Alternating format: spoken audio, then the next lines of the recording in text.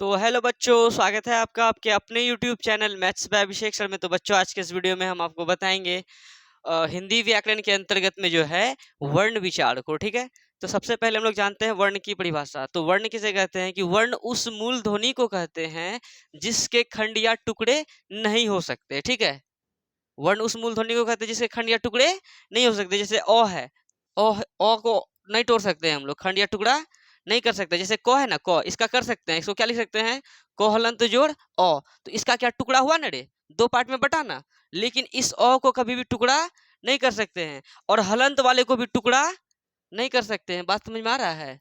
जिसको हम मतलब समझ रहा है, जिसको दो भाग में कटिंग कर सकते हैं वो मेरा वर्ण नहीं कहलाएगा। जिसका खंड या टुकड़ा नहीं होगा वही क्या कहलाएगा, वर्ण कहलाएगा। बात समझ में आया? जैसे कि ओ, को हलंत, खो हलंत, गो हलंत, मतलब जिस पे हलंत मारेंगे उसका खंड या टुकड़ा नहीं हो सकता है, और अ का भी खंड या टुकड़ा नहीं होगा, उसे ही क्या कहते हैं, वर्ण कहते हैं। और आपको जो है डायरेक्ट परिभाषा नहीं पूछता है, वहां परिभाषा दे देता है, बोलता है कि ये है क्या, वहां लिख देगा। ऐसे ऑब्जेक्टिव में उसको कैसे पूछेगा कि जिसके खंड या टुकड़े नहीं हो सकते, जिसके खंड या टुकड़े नहीं हो सकते वह कहलाते हैं वर्ण, वर्णमाला, संधि, इनमें से कोई नहीं या इनमें सभी क्या होगा, वर्ण होगा। तो अभी क्या है कि इतना रटना नहीं पड़ेगा, थोड़ा सा एक दो लाइन थोड़ा सा तुमको याद रखना है, क्योंकि वहां पे परिभाषा लिख के देता है, सिर्फ पहचानना रहता है ये परिभाषा है किसका। ठीक है, ठीक है, तो समझ गया। अब देखो वर्णमाला किसे कहते हैं, वर्णों के उच्चारण समूह को वर्णमाला कहते हैं। क्या कहते हैं, वर्णों के उच्चारण समूह को वर्णमाला कहते हैं। थोड़ा सा मार्क कर देना। अगर आपको पूछे कि वर्णों के उच्चारण समूह को कहते हैं, क्या कहते हैं, वर्णमाला कहते हैं कि वर्ण कहते हैं कि संज्ञा कहते हैं कि संधि कहते हैं, क्या कहते हैं, वर्णमाला कहते हैं। वर्णों के उच्चारण समूह को क्या कहते हैं, वर्णमाला कहते हैं। और जिसके खंड या टुकड़े नहीं हो सकते हैं उसे हम लोग क्या कहते हैं, दूसरे वर्ण कहते हैं। कोई दिक्कत है? चलिए अब आपको हम बताते हैं कि हिंदी वर्णमाला में कुल कितने वर्ण होते हैं। तो हिंदी वर्णमाला में कुल 52 वर्ण होते हैं। कितने वर्ण होते हैं, 52 वर्ण होते हैं, जो कि आपके बोर्ड एग्जाम में ऑब्जेक्टिव में ये सब सवाल पूछ सकता है। तो कितने वर्णमाला होते हैं, टोटल 52 गो वर्ण होता है। ठीक है, हिंदी वर्णमाला में कुल कितने वर्ण रे, 52 गो। अब 52 कौन कौन है देखते हैं अभी। ठीक है, चलिए सबसे पहले वर्ण को दो पार्ट में हम लोग बांटते हैं। एक होता है स्वर वर्ण, क्या होता है, स्वर वर्ण। और एक होता है व्यंजन वर्ण, क्या होता है, व्यंजन वर्ण। ठीक है, तो टोटल वर्ण कितना है, 52 तो में बढ़ गया है, एक स्वर वर्ण में एक व्यंजन वर्ण में। ठीक है, अब स्वर वर्ण कितने होते हैं, तो 11 होते हैं। ठीक है, और व्यंजन वर्ण होते हैं तो कितने होते हैं, 33 होते हैं। 11 33 कितना होता है रे, 44। अभी तो 44 से पढ़े ना, टोटल हम लोगों को कितना पढ़ना है, 52 पढ़ना है। तत्काल अभी हम लोग जो जान रहे हैं, मतलब समझ रहा है ना, कि हिंदी वर्णमाला में कुल स्वर वर्णों की संख्या 11, हिंदी वर्णमाला में व्यंजन वर्णों की संख्या 33। अब 11 क्या क्या है, वही बचपन वाला चीज जो कखो नहीं पढ़ के आ रहे थे, वही सब चीज पढ़ेंगे। 11 है आपका, कौन कौन हो गया, ओ पढ़ा था, आ, हर्षई, दीर्घई, हर्षऊ, दुर्घऊ, है ना। फिर क्या पढ़ा था, ए, बोलो, ऐ, ओ, औ, है ना। अंग अ इस पे नहीं बोलना है, एक एक चीज लास्ट में, एक चीज जोड़ना है, री। क्या जोड़ना है, री। ऐसे नहीं लिखते थे, ऋषि मुनि नहीं लिखते हैं जो, समझ में आ रहा है। देखो क्या बोलना है तुमको, ओ आ तो पूरा बोलना है, ओ आ हर्षई दीर्घई हर्षो दुर्घऊ तक पूरा बोल देंगे, और ए आई ओ बोलना है, लेकिन अंग अह को छोड़ के लास्ट में एगो चीज लगा देंगे, कौन सी, री। अब तुम गिनो तो 1 2 3 4 5 6 7 8 9 10 11 नहीं हुआ, तो ये 11 क्या हुआ, स्वर वर्ण, है ना।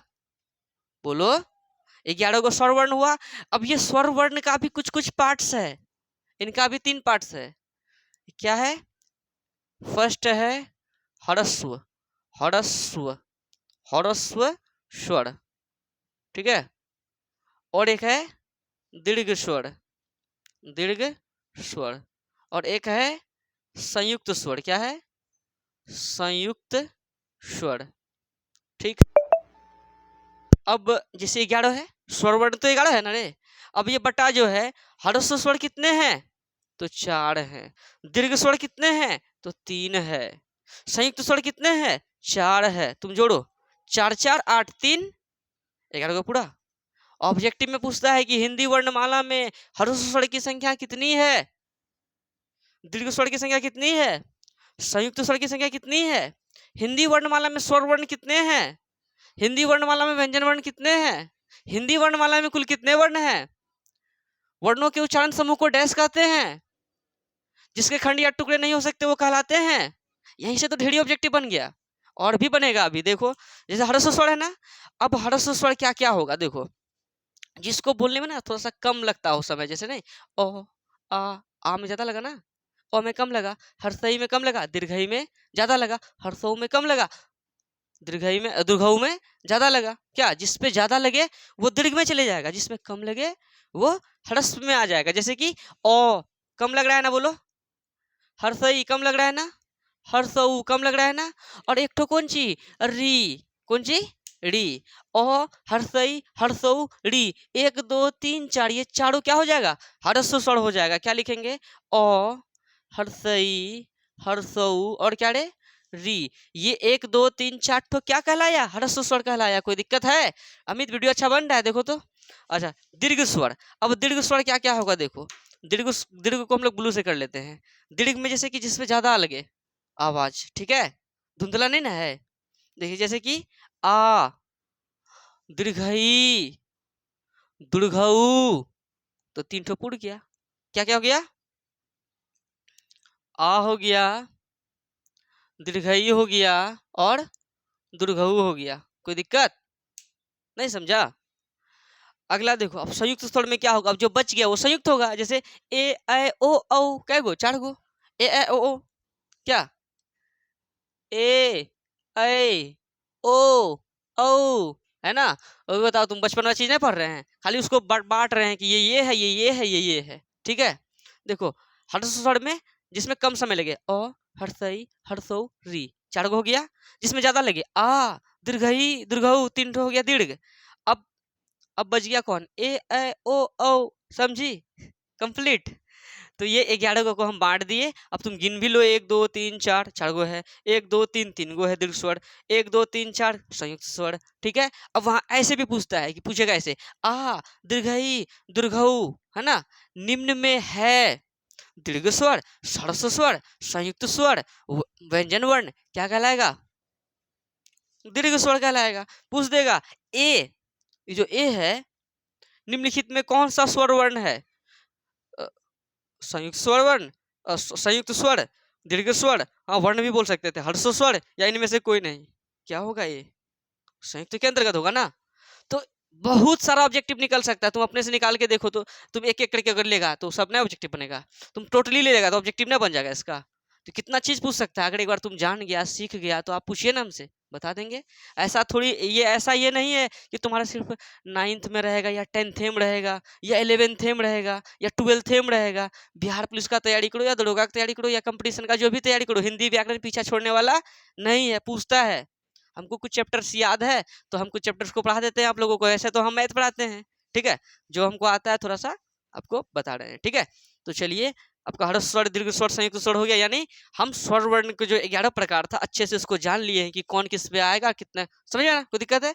अब हम लोग जानते हैं किसको, व्यंजन वर्ण को। अब व्यंजन वर्ण होता है कितना, 33 गो। जैसे कि हम बोले स्वर वर्ण 11 होता है, तो जो होता है तो लिखे ना रे, वैसे ही व्यंजन वर्ण को अब लिखते हैं। ये क्या क्या होता है देखो, व्यंजन वर्ण का क्या क्या होता है, क वर्ग से लेकर क वर्ग से प वर्ग तक, कहाँ तक, प वर्ग तक। अब जानो कि ये क वर्ग क्या होता है, प वर्ग क्या होता है। क वर्ग का मतलब क ख पूरा, क ख ग घ अंग, समझा, छ छ ट ठ, अरे सॉरी, छ छ ज झ या, ट ठ ड ढ मूर्धन्त न, है ना, त थ द ध दंत न, प फ ब भ म, है ना।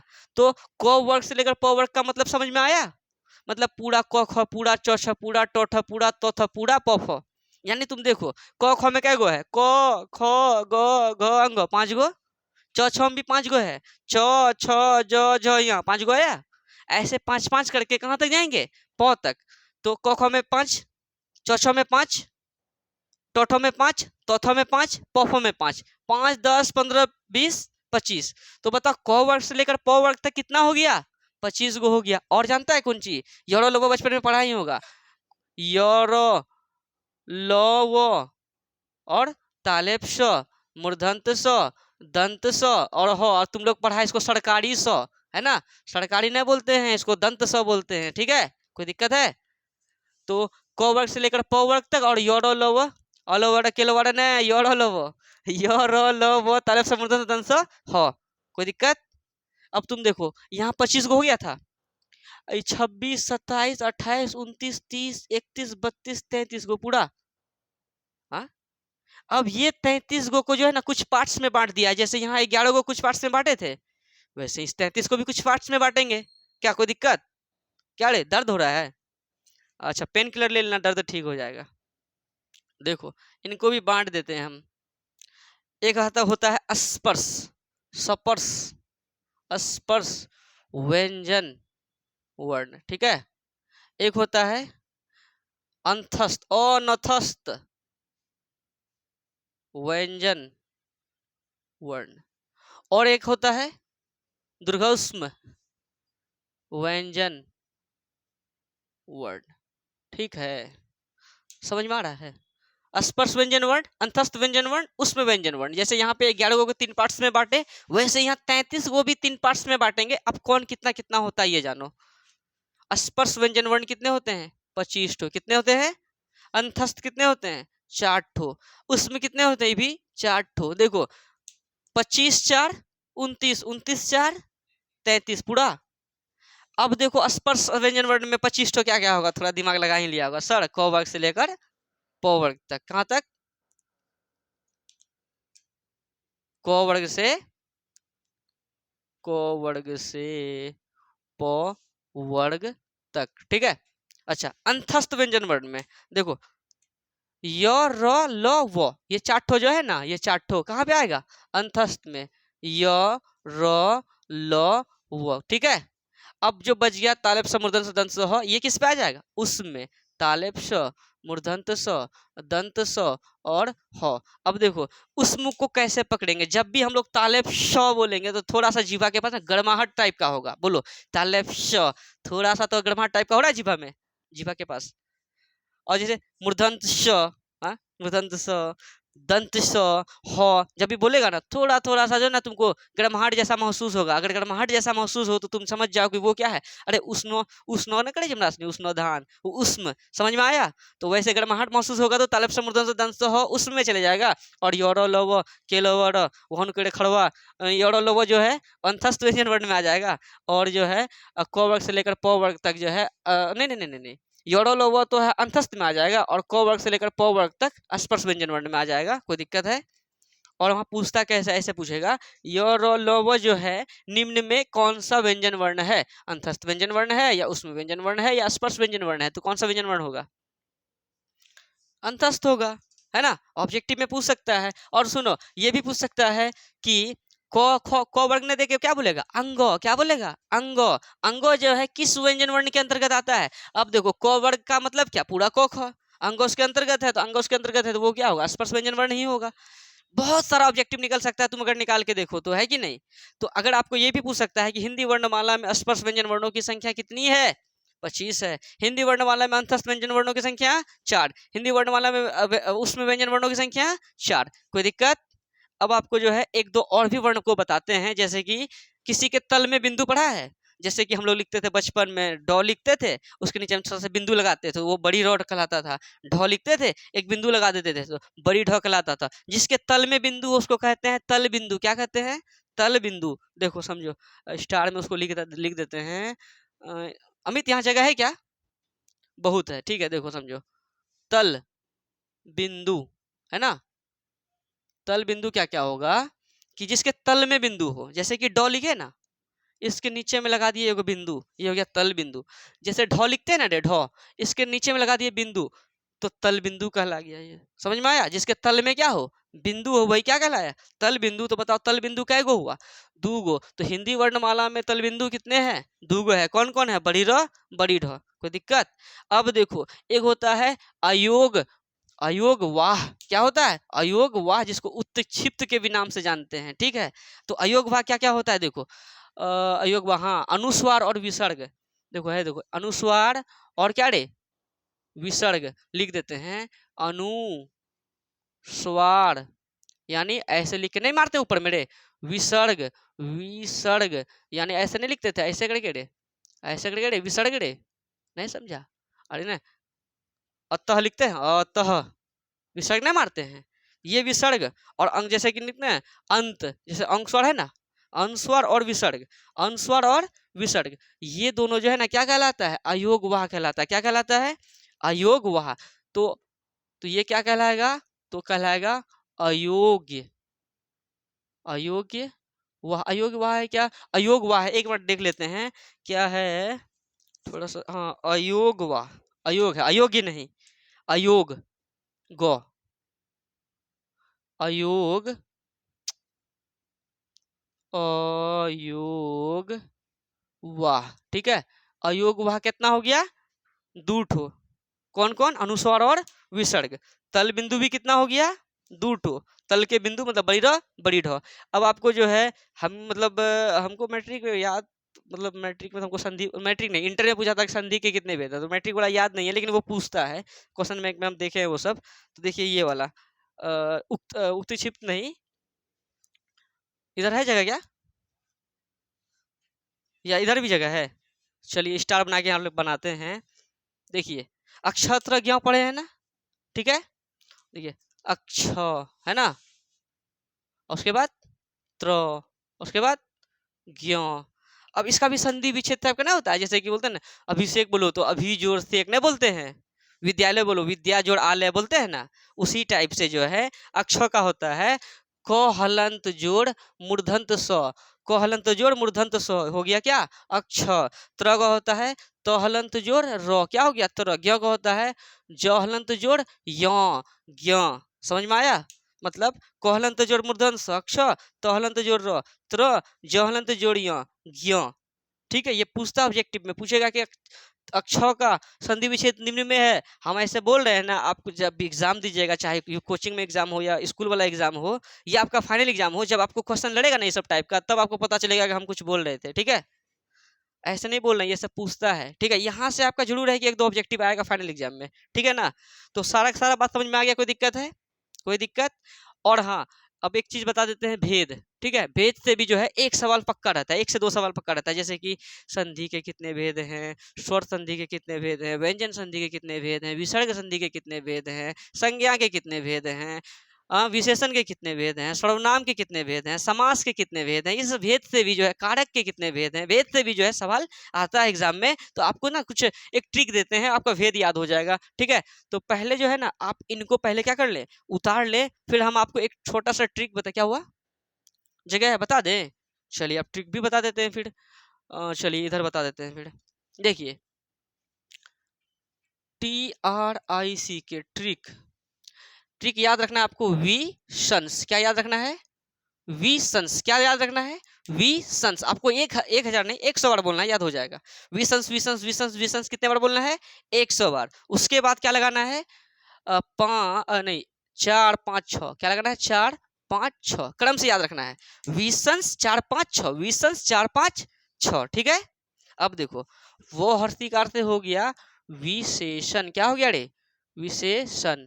और संज्ञा से हो गया संज्ञा, और स से हो गया समास, समास। स से सर्वनाम भी होता है, तो सर्वनाम भी लिख लीजिए, सर्वनाम। ठीक है, अब देखिए हम बोलेंगे रे हिंदी वर्णमाला में विशेषण कितने हैं, तो वो हर्षिकार से स्टार्ट हुआ। देखो वो हर्षिकार, विशेष ट्रिक है, वो हर्षिकार फर्स्ट में आया 4 5 6, 4 फर्स्ट में आया ना रे, तो विशेषण कितना हो गया? 4। अब बोलेंगे संज्ञा कितने हैं, तो वी संज्ञा स, संज्ञा से संज्ञा, ओ 4 5 6 बीचे में आया, तो संज्ञा कितना हो गया? 5। बोलेंगे सर्वनाम, वी संज्ञा स से सर्वनाम लाया लास्ट में, 4 5 6, लास्ट में 6 है, सर्वनाम कितना? 6। बोलेंगे समास, वी संज्ञा स से समास, 4 5 6, अच्छा छठा स्थान पे। बात समझ रहा है? समझ में आया ट्रिक? अगर कोई यहाँ से अगर सवाल अगर एग्जाम में आए तो बता देगा ना।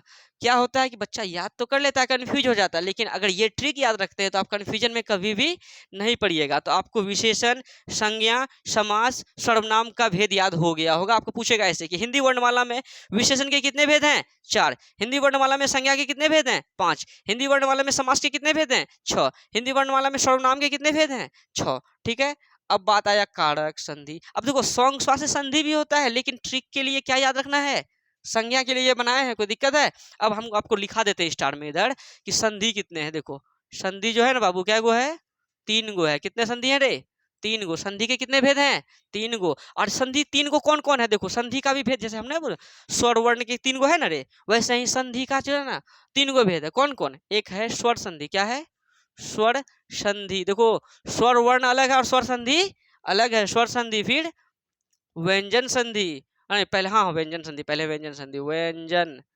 व्यंजन संधि। एक बात है, अगर आप वर्ण विचार में स्वर वर्ण व्यंजन वर्ण ये सब नहीं जानिएगा तो आप संधि नहीं सीख पाइएगा, क्योंकि इस पे भी इन सभी चीज का काम पड़ता है, ठीक है। और क्या है, विसर्ग संधि, कौन जी रे, विसर्ग संधि, ठीक है। देखो संधि कितने प्रकार के, 3 प्रकार के। कौन कौन, स्वर संधि, व्यंजन संधि और विसर्ग संधि। और स्वर संधि कितने प्रकार के रे, 5 प्रकार के। कितने प्रकार के, 5 प्रकार के। व्यंजन संधि कितने प्रकार के, 2 प्रकार के। विसर्ग संधि कितने प्रकार के, 3 प्रकार के, ठीक है। और अब एक चीज जान जाइए, कारक, क्या जानिए, कारक।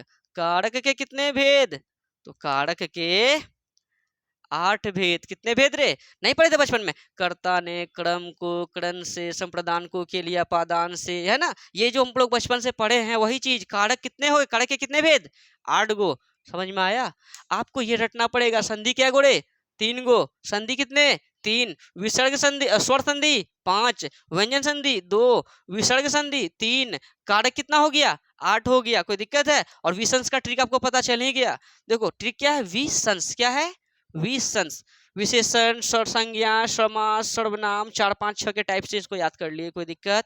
और एक बार हम पूछें आप लोगों से, विशेषण कितने, 4, संज्ञा कितने, समास कितने, सर्वनाम कितने, कारक कितने, 8, संधि कितने, संधि संधि संधि संधि 3, स्वर संधि, व्यंजन संधि, विसर्ग संधि। अब ये याद हो गया है कि नहीं। अभी अभी मतलब अभी आप लोगों को पढ़ाया और याद हो गया, ठीक है। ऑफलाइन बच्चे भी हैं कुछ, वही लोग को बोल रहे हैं। तो आप लोग भी अगर अच्छे से देखते होंगे स्थिरता पूर्वक, तो आप लोगों को भी याद हो गया होगा। बस आप लोगों को जो है ये जो हम बताए हैं, इनको बस आप घर में आधा घंटा इनको अच्छा से रीड कर लीजिएगा, तो आपको जो है बढ़िया से याद हो जाइएगा। भूलना भी चाहिएगा तो नहीं भूल पाइएगा, ठीक है। तो चलिए, अगर आपको वीडियो अच्छा लगे तो आप अपने सभी दोस्तों के साथ शेयर जरूर करें। और मेरे इस चैनल के बारे में अपने दोस्तों को जरूर बताएं कि फ्री ऑफ कॉस्ट यूट्यूब पे जो है हम जो है यूट्यूब पे सारा का सारा मैथ वाला वीडियो डालने रहे हैं, पूरा बुक डाल देंगे। आप फ्री ऑफ कॉस्ट घर बैठे पढ़ सकते हैं, ठीक है। तो बच्चों अब मिलते हैं नेक्स्ट वीडियो में, धन्यवाद।